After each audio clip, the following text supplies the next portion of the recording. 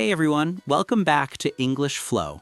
In today's lesson, we'll learn how to pay and ask for the bill politely in English.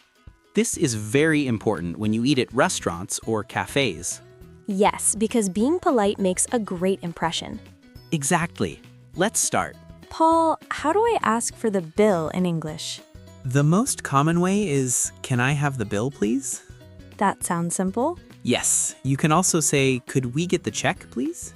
Bill or check, both are okay? Exactly. Both are very common in English. Good to know.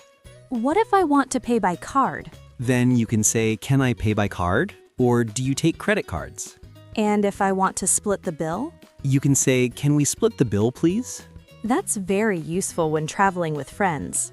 Yes, and it sounds polite and clear. How do I finish politely? You can say, "Thank you very much," or "Thanks, have a nice day." Simple but important.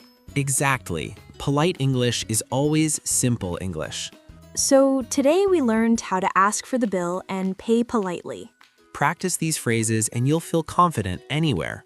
Thanks for listening to English Flow with Paul and Nick. Don't forget to subscribe and like for more easy English lessons.